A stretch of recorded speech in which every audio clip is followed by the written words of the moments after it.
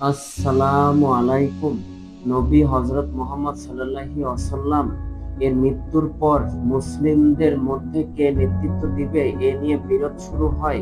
সুন্নিদের মতে নেতৃত্ব নির্বাচনযোগ্য, তাই আবু বকর রাদিয়াল্লাহু তাআলা আনহু প্রথম খলিফা হন। শিয়াদের মতে নবী সাল্লাল্লাহু ওয়াসাল্লাম তার চাচাতো ভাই ও জামাতা হযরত আলী রাদিয়াল্লাহু তাআলা আনহুকে সরাসরি উত্তরাধিকার নির্ধারণ করে গিয়েছিলেন।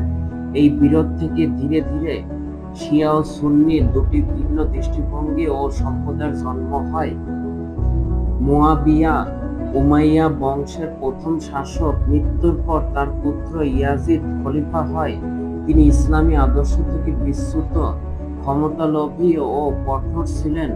অনেক সাহাবী তাকে অযোগ্য মনে করেন। ইমাম হোসেন রাদিয়াল্লাহু তাআলা আনহু, হযরত আলী রাদিয়াল্লাহু তাআলা আনহু ও ফাতিমা রাদিয়াল্লাহু তাআলা আনহু এর পুত্র, নবীর প্রিয় দৌহিত্র। তিনি ইয়াজিদকে খলিফা হিসেবে স্বীকৃতি দিতে অস্বীকৃতি জানান, কারণ ইয়াজিদের শাসন ইসলামী ন্যায়ের বিরোধী ছিল। কুফার জনগণ হোসেন রাদিয়াল্লাহু তাআলা আনহু-কে চিঠি লিখে আমন্ত্রণ জানায় যেন তিনি কুফায় এসে নেতৃত্ব গ্রহণ করেন ও ইয়াজিদের বিরুদ্ধে অবস্থান নেন। ৭২ জন পরিবার ও অনুসারী নিয়ে হোসেন রাদিয়াল্লাহু তাআলা আনহু কুফার উদ্দেশ্যে রওনা হন। ইয়াজিদের সৈন্যরা পথে বাধা দেয় এবং কারবালায় তাঁবু স্থাপন করতে বাধ্য করে। ১০ই মুহররম ৬১ হিজরি ইয়াজিদের সেনাবাহিনী প্রায় ৪,০০০, হোসেনের পক্ষে ৭২ জন নারী, শিশু ও কিছু যোদ্ধা একে একে হোসেন রাদিয়াল্লাহু তাআলা আনহু এর সব অনুসারী শহীদ হন। শেষ পর্যন্ত তিনি নিজেও নির্মমভাবে শহীদ হন। তার মাথা কেটে নেওয়া হয় ও দামেস্কে পাঠানো হয়।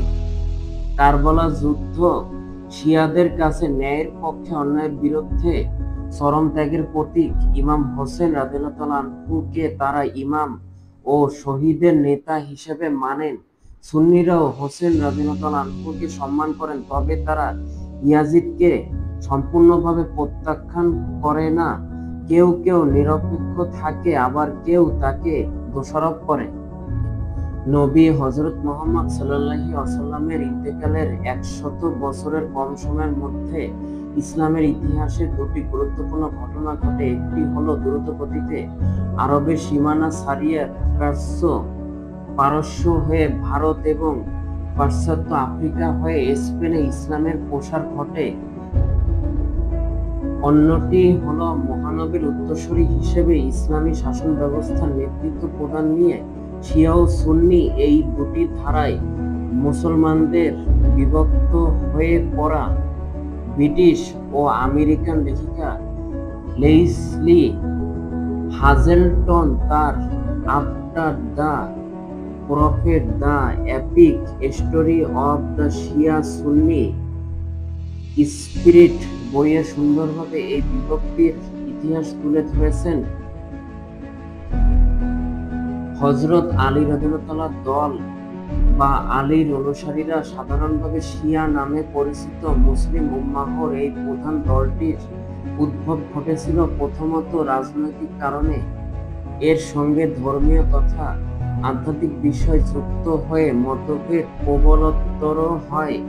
শিয়াপন্থীরা বিশ্বাস করেন যে হযরত আলী রাদিয়াল্লাহু তাআলা আনহু মহানবী হযরত মুহাম্মদ সাল্লাল্লাহু আলাইহি ওয়াসাল্লামের প্রকৃত উত্তরসূরি এবং এই ধারাবাহিকতায় হযরত আলীর দুই ছেলে হাসান ও হোসেন ইসলামের রাষ্ট্রীয় নেতৃত্বের দাবিদার। কিন্তু অন্যরা ষড়যন্ত্রের মাধ্যমে তাদেরকে এই রাষ্ট্রীয় নেতৃত্ব বা ইমামত থেকে বঞ্চিত করেছেন।